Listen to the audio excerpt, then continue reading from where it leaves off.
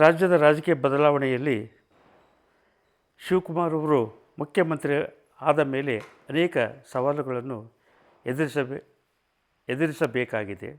ಮೊದಲನೇದಾಗಿ ಸಚಿವ ಸಂಪುಟದ ರಚನೆ. ಸಚಿವ ಸಂಪುಟದ ರಚನೆಯಲ್ಲಿ ಶಾಸಕರ ಸೆಣಸಾಟ. ಮೊದಲನೇ ಕಂತಿನಲ್ಲಿ ಶಾಸಕರು ಸಚಿವರಾದ ಮೇಲೆ ಖಾತೆಯ ಬಂಡಾಯವೇ ನಡೆದು ಹೋಯಿತು. ರಾಮಲಿಂಗಾರೆಡ್ಡಿಯವರ ಬಂಡಾಯ, ಕೃಷ್ಣ ಬೈರೇಗೌಡರ ಬಂಡಾಯ ಮತ್ತು ಜಾರ್ಜ್ ಅವರ ಅಸಮಾಧಾನ, ಹೀಗೆ KS ಮುನಿಯಪ್ಪನವರ ಅಸಮಾಧಾನ, ಹೀಗೆ ಇವೆಲ್ಲ ಸಮಸ್ಯೆಗಳನ್ನು ಸರಿಪಡಿಸಿಕೊಂಡು ಯಶಸ್ವಿಯಾಗಿ ನಂತರ ಎರಡನೆಯ ಸಮಸ್ಯೆ ವಿಧಾನ ಪರಿಷತ್ ಚುನಾವಣೆ. ವಿಧಾನ ಪರಿಷತ್ ಚುನಾವಣೆಯಲ್ಲಿ ಇವರು ರಾಷ್ಟ್ರದ ಇತಿಹಾಸದಲ್ಲಿ ಒಂದು ಹೊಸ ದಾಖಲೆಯನ್ನು ನಿರ್ಮಾಣ ಮಾಡಿದ್ದಾರೆ. ಅದು ಹೇಗೆಂದರೆ, ಆಡಳಿತ ಪಕ್ಷದ ಶಾಸಕರು ಸರ್ಕಾರದ ವಿರುದ್ಧ ಮತ ಚಲಾಯಿಸುತ್ತಾರೆ ಎಂಬ ಭ್ರಮೆಯಲ್ಲಿ ವಿರೋಧ ಪಕ್ಷಗಳು ಇದ್ದವು. ಆದರೆ ಅದು ಉಲ್ಟಾ ಆಯಿತು.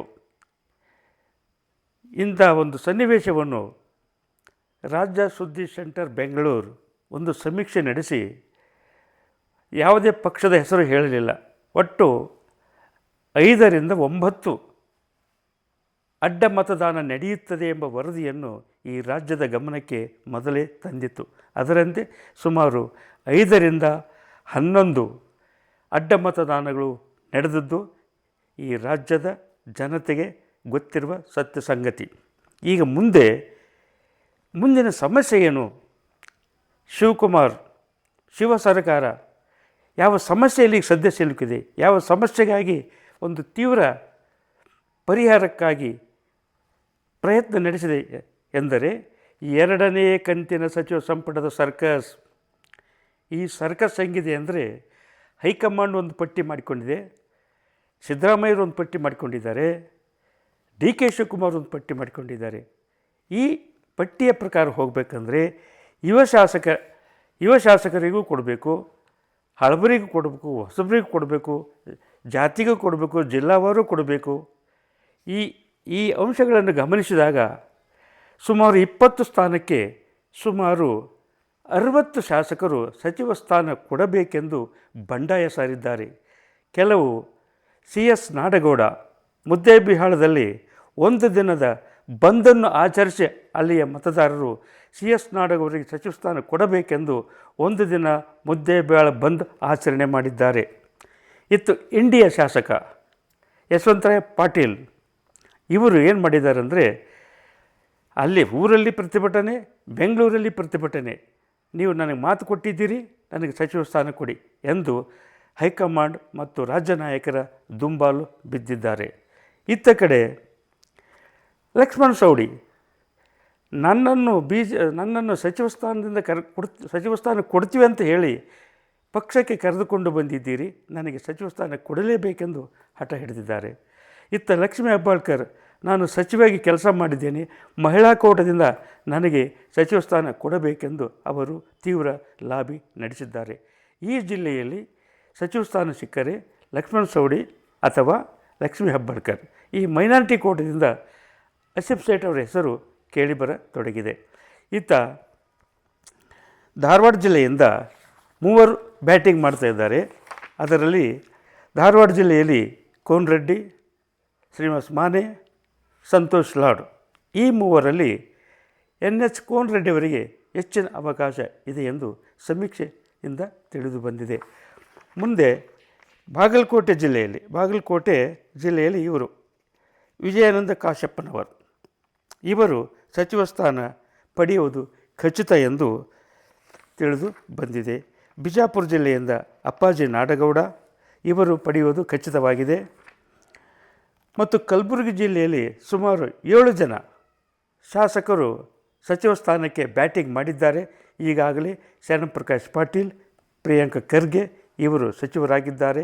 ಉಳಿದವರು ಅಜಯ್ ಸಿಂಗ್ ಮತ್ತು BR ಪಾಟೀಲ್, ಕನಿಜಾ ಪಾತಿಮ್, ಈ 3ರಲ್ಲಿ ಒಬ್ಬರಿಗೆ ಸಚಿವ ಸ್ಥಾನ ಸಿಗುವುದು ಖಚಿತ ಎಂದು ತಿಳಿದು ಬಂದಿದೆ. ಯಾದಗಿರಿ ಜಿಲ್ಲೆಯಲ್ಲಿ ಶರಣಬಸಪ್ಪ ದರ್ಶನಾಪುರ್ ಇವರು ಸಚಿವರಾಗುವುದು ಖಚಿತ ಎಂದು ದೆಹಲಿ ಮೂಲಗಳಿಂದ ತಿಳಿದು ಬಂದಿದೆ.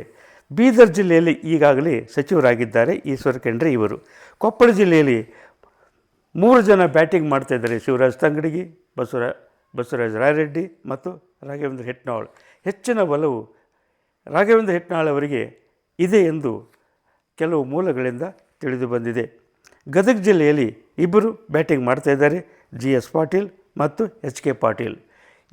ಇವರಿಬ್ಬರಲ್ಲಿ ಹೆಚ್ಚಿನ ಒಲವು HK ಪಾಟೀಲ್ ಅವರಿಗೆ ಕಂಡು ಬರ್ತಾಯಿದೆ. ಆದರೆ GS ಪಾಟೀಲ್ ಬೆಂಬಲಿಗರು ಭಾರೀ ಪ್ರಮಾಣದ ಧರಣಿ, ಪ್ರತಿಭಟನೆ, ಹೋರಾಟ ನಡೆಸಿದ್ದಾರೆ. GS ಪಾಟೀಲ್ ಅವರಿಗೆ ಸಚಿವ ಸ್ಥಾನ ಕೊಡಬೇಕೆಂದು ಎಡಬಿಡದೆ ಹೋರಾಟ ನಡೆಸಿದ್ದು ಕಾದು ನೋಡಬೇಕಾಗಿದೆ. ಇತ್ತ ಉತ್ತರ ಕನ್ನಡ ಜಿಲ್ಲೆಯಲ್ಲಿ 3 ಜನ ಶಾಸಕರು ಬ್ಯಾಟಿಂಗ್ ಮಾಡ್ತಾಯಿದ್ದಾರೆ. RV ದೇಶಪಾಂಡೆ, ಮಂಕಾಳ್ ವೈದ್ಯ, ಭೀಮಣ್ಣ ನಾಯಕ್. ಇವರಲ್ಲಿ RV ದೇಶಪಾಂಡೆ ಅವರಿಗೆ ಹೆಚ್ಚಿನ ಅವಕಾಶ ಇದೆ ಎಂದು ತಿಳಿದು ಬಂದಿದೆ. ಹಾವೇರಿ ಜಿಲ್ಲೆಯಲ್ಲಿ ಸುಮಾರು 4 ಜನ ಬ್ಯಾಟಿಂಗ್ ಮಾಡ್ತಾಯಿದ್ದಾರೆ ಸಚಿವ ಸ್ಥಾನಕ್ಕಾಗಿ. ಶ್ರೀನಿವಾಸ್ ಮಾನೆ, ರುದ್ರಪ್ಪ ಲಮಾಣಿ, ಬಸವರಾಜ ಶಿವಣ್ಣನವರ್, UB ಬಣಕಾರ್. UB ಬಣಕಾರ್ ಏನು ಹೇಳ್ತಾರಂದರೆ, ನನ್ನನ್ನು ಕಾಂಗ್ರೆಸ್ ಪಕ್ಷಕ್ಕೆ ಕರೆದುಕೊಂಡು ಬರುವಾಗ ಸಚಿವ ಸ್ಥಾನ ಕೊಡ್ತೀವಿ ಅಂತ ಹೇಳಿ ಕರೆದುಕೊಂಡಿದ್ದೀರಿ, ನನಗೆ ಸಚಿವ ಸ್ಥಾನ ಕೊಡಿ ಎಂದು DK ಶಿವಕುಮಾರ್ ಅವರ ಬೆನ್ನು ಬಿದ್ದಿದ್ದಾರೆ. ಆದರೆ ಪರಿಸ್ಥಿತಿ ಕಾದು ನೋಡಬೇಕಾಗಿದೆ. ವಿಜಯನಗರ ಜಿಲ್ಲೆಯಲ್ಲಿ ಇಬ್ಬರು ಬ್ಯಾಟಿಂಗ್ ಮಾಡ್ತಾಯಿದ್ದಾರೆ ಸಚಿವ ಸ್ಥಾನಕ್ಕಾಗಿ. ಒಬ್ಬರು ಶ್ರೀನಿವಾಸ್, ಇನ್ನೊಬ್ಬರು ಗವಿಯಪ್ಪ ಹಳಬರು, ಶ್ರೀನಿವಾಸ್ ಹೊಸಮುಖ. ಈ ಜಿಲ್ಲೆಯಲ್ಲಿ ಗವಿಯಪ್ಪನಿಗೆ ಹೆಚ್ಚಿನ ಅವಕಾಶ ಇದೆ. ಆದರೂ ಡಾಕ್ಟರ್ NT ಶ್ರೀನಿವಾಸ್ ಹೆಸರು ಪ್ರಬಲವಾಗಿ ಕೇಳಿ ಬರ್ತಾಯಿದೆ. ಶ್ರೀನಿವಾಸ್ ಆಗ್ತಕ್ಕಂಥ ಸಾಧ್ಯತೆಯನ್ನು ತಳ್ಳಿ ಹಾಕುವಂತಿಲ್ಲ. ಬಳ್ಳಾರಿ ಜಿಲ್ಲೆಯಲ್ಲಿ P. ನಾಗೇಂದ್ರ, ಅನ್ನಪೂರ್ಣಮ್ಮ, ಸಂಡೂರು ಶಾಸಕಿ. ಇವರಿಬ್ಬರು ಸಣ್ಣಸಾಟ ನಡೆಸಿದ್ದಾರೆ. ಆದರೆ ಸಂಸದ ತುಕಾರಾಮ್ ಬೆಂಬಲದಿಂದ ಅವರ ಪತ್ನಿ ಶ್ರೀಮತಿ ಅನ್ನಪೂರ್ಣವರಿಗೆ ಕೊಡ್ತಕ್ಕಂಥ ಸಾಧ್ಯತೆ ಹೆಚ್ಚಾಗಿದೆ. ಆದರೆ B. ನಾಗೇಂದ್ರ ಇವರ ಮೇಲೆ ಕೆಲವು ಕೇಸುಗಳಿರುವುದರಿಂದ ಇವರು ಸಚಿವರಾದರೆ ಅದೃಷ್ಟ ಎಂದು ಹೇಳಬಹುದು. ಇತ್ತ ಚಿತ್ರದುರ್ಗ ಜಿಲ್ಲೆಯಲ್ಲಿ 3 ಜನ ಶಾಸಕರು ಬಂಡಾಯ ಸಾರಿದ್ದಾರೆ. ನನಗೆ ಸಚಿವ ಸ್ಥಾನ ಕೊಡದಿದ್ದರೆ ಸರ್ಕಾರವನ್ನೇ ಉರುಳಿಸುತ್ತೇನೆ ಎಂದು NY ಗೋಪಾಲಕೃಷ್ಣ, ಮೊಳಕಾಲ್ಮೂರು ಶಾಸಕರಾದ NY ಗೋಪಾಲಕೃಷ್ಣ ಇವರು ಬಹಿರಂಗ ಸರ್ಕಾರಕ್ಕೆ ಎಚ್ಚರಿಕೆಯನ್ನು ಕೊಟ್ಟಿದ್ದಾರೆ. ಇಲ್ಲಿ ರಘುಮೂರ್ತಿ ಅವರ ಹೆಸರು ಪ್ರಬಲವಾಗಿದ್ದರು. BG ಗೋವಿಂದಪ್ಪನವರು ತಮ್ಮ ಪ್ರಯತ್ನವನ್ನು ನಿಲ್ಲಿಸಿಲ್ಲ. ದಾವಣಗೆರೆ ಜಿಲ್ಲೆಯಿಂದ SS ಮಲ್ಲಿಕಾರ್ಜುನ್ ಖಚಿತವಾಗಿದ್ದರು. ಶಿವಗಂಗಾ ಬಸವರಾಜ್ ಶಿವಗಂಗಾ ಇವರ ಹೆಸರು ಪ್ರಬಲವಾಗಿ ಕೇಳಿಬರುತ್ತಿದೆ. ಆದರೆ ಇತ್ತ DG ಶಾಂತನಗೌಡ, ನಾನು ಸಚಿವರಾದ ರೇಣುಕಾಚಾರ್ಯ ಇವರನ್ನು ಸೋಲಿಸಿದ್ದೇನೆ, ನನಗೆ ಸಚಿವ ಸ್ಥಾನ ಕೊಡಬೇಕೆಂದು ಇವರು ಒಂದು ರೀತಿಯ ಪ್ರಬಲ ಲಾಬಿ ನಡೆಸಿದ್ದಾರೆ. ಆದರೆ ಹೆಚ್ಚಿನ ಒಲವು SS ಮಲ್ಲಿಕಾರ್ಜುನ್ ಇವರಿಗೆ ಸಚಿವ ಸ್ಥಾನ ಸಿಗುವ ಸಾಧ್ಯತೆ ಇದೆ ಎಂದು ತಿಳಿದು ಬಂದಿದೆ. ಶಿವಮೊಗ್ಗ ಜಿಲ್ಲೆಯಲ್ಲಿ 3 ಜನ ಬ್ಯಾಟಿಂಗ್ ಮಾಡ್ತಾಯಿದ್ದಾರೆ. 3 ಜನ ಶಾಸಕರು ಸಚಿವ ಸ್ಥಾನಕ್ಕೆ ಬ್ಯಾಟಿಂಗ್ ಮಾಡ್ತಾಯಿದ್ದಾರೆ. BK ಸಂಗಮೇಶ್ವರ್, ಮಧು ಬಂಗಾರಪ್ಪ, ಗೋಪಾಲಕೃಷ್ಣ ಬೇಲೂರು. ಈ ಮೂವರಲ್ಲಿ ಹೆಚ್ಚಿನ ಒಲವು ಗೋಪಾಲಕೃಷ್ಣ ಬೇಲೂರು ಇವರಿಗೆ ಸಚಿವ ಸ್ಥಾನ ದೊರೆಯುವ ಸಾಧ್ಯತೆ ಖಚಿತ ಎಂದು ತಿಳಿದು ಬಂದಿದೆ. ತುಮಕೂರು ಜಿಲ್ಲೆಯಲ್ಲಿ 6 ಜನ ಶಾಸಕರು ಬ್ಯಾಟಿಂಗ್ ಮಾಡುತ್ತಾ ಇದ್ದಾರೆ. ಈಗಾಗಲೇ G. ಪರಮೇಶ್ವರ್ DCM ಆಗಿದ್ದಾರೆ. ಇನ್ನು ಉಳಿದವರು doctor Ranganath, SR Srinivas, DB Jayachandra, KN Rajanna. ಆದರೆ ರಾಜಣ್ಣ ಸಚಿವರಾದರೆ ರಾಜ್ಯದ ರಾಜಕೀಯ ಇತಿಹಾಸದಲ್ಲಿ ಆಶ್ಚರ್ಯಕರವಾದ ಒಂದು ಬೆಳವಣಿಗೆ ಎಂದು ಹೇಳಬಹುದು. ಇತ್ತ ಚಿಕ್ಕಬಳ್ಳಾಪುರ ಜಿಲ್ಲೆ ಪ್ರದೀಪ್ ಈಶ್ವರ್ ಸಚಿವ ಸ್ಥಾನ ಖಚಿತ ಎಂದು ಹೇಳಿದರೆ ಸುಬ್ಬಾರೆಡ್ಡಿ ಸುಮ್ಮನೆ ಕುಳಿತಿಲ್ಲ. ಕೋಲಾರ ಜಿಲ್ಲೆಯಲ್ಲಿ SN ನಾರಾಯಣಸ್ವಾಮಿ ಸಚಿವರಾಗುವುದು ಖಚಿತ ಎಂದು ವರದಿಯಾಗಿದೆ. ಆದರೆ ರೂಪಕಲಾ ಅವರ ಅದೃಷ್ಟ ಕಾದು ನೋಡಬೇಕಾಗಿದೆ. ಬೆಂಗಳೂರು ಜಿಲ್ಲೆಯಲ್ಲಿ 11 ಜನ ಬ್ಯಾಟಿಂಗ್ ಮಾಡಿದ್ದಾರೆ. ಈಗಾಗಲೇ 4 ಜನ ಸಚಿವರಾಗಿದ್ದಾರೆ. ಕೃಷ್ಣ ಬೈರೇಗೌಡ, BS ಸುರೇಶ್, ಜಾರ್ಜ್ ಮತ್ತು ರಾಮಲಿಂಗಾರೆಡ್ಡಿ. ಉಳಿದವರು ಸುಮ್ಮನೆ ಕುಳಿತಿಲ್ಲ. ಜಾರ್ಜ್ ಈಗಾಗಲೇ ಆಗಿದ್ದಾರೆ. Rizwan Arshad, NA Haris, Dinesh Gundu Rao, Priya Krishna, M Krishnappa, Zameer Ahmed, B Shivanna ಇವರೆಲ್ಲರೂ ಭಾರೀ ಪ್ರಮಾಣದ ಲಾಬಿ ನಡೆಸಿ ಸರ್ಕಾರಕ್ಕೆ ಗಂಡಾಂತರ ತರ್ತಕ್ಕಂಥ ಸ್ಥಿತಿಯಲ್ಲಿ ಅವರು ಸಚಿವ ಸ್ಥಾನಕ್ಕೆ ಹೋರಾಟ ನಡೆಸಿದ್ದಾರೆ. ಮುಖ್ಯಮಂತ್ರಿ ಶಿವಕುಮಾರ್ ಅವರಿಗೆ ಬೆಂಗಳೂರು ಶಾಸಕರ ಒಂದು ಸಮಸ್ಯೆ ದೊಡ್ಡದಾಗಿ ಕಾಡತೊಡಗಿದೆ. ಆದರೆ ಸಚಿವರಾಗಬಹುದು. ಇಲ್ಲಿ ನಮಗೆ ತಿಳಿದು ಬಂದ ಪ್ರಕಾರ ರಿಜ್ವಾನ್ ಹರ್ಷನ್ ಇವರಿಗೆ ಹೆಚ್ಚಿನ ಅವಕಾಶವಿದ್ದು, ಆಮೇಲೆ ಆನೇಕಲ್ ಬಿ ಶಿವಣ್ಣ SC ಕೋಟದಿಂದ ಸಚಿವರಾದರೆ ಯಾರೂ ಆಶ್ಚರ್ಯ ಪಡುವಂತಿಲ್ಲ. ಬೆಂಗಳೂರು ಗ್ರಾಮಾಂತರ ಜಿಲ್ಲೆಯಿಂದ ರಾಹುಲ್ ಗಾಂಧಿಯವರಿಗೆ ಹತ್ತಿರವಿರುವ ಮುಖ್ಯಮಂತ್ರಿ ಶಿವಕುಮಾರ್ ಅವರಿಗೆ ಹತ್ತಿರವಿರುವ ಶರತ್ ಬಚ್ಚೇಗೌಡ ಮಂತ್ರಿಯಾಗುವುದು ಖಚಿತ ಎಂದು ದೆಹಲಿ ಮೂಲಗಳಿಂದ ತಿಳಿದು ಬಂದಿದೆ. ಬೆಂಗಳೂರು ದಕ್ಷಿಣ ಜಿಲ್ಲೆಯಿಂದ 4 ಜನ ಬ್ಯಾಟಿಂಗ್ ಮಾಡಿದರೆ ಹೆಚ್ಚಿನ ಒಲವು SC ಬಾಲಕೃಷ್ಣ ಇವರಿಗೆ ಇದೆ ಎಂದು ವರದಿಯಾಗಿದೆ.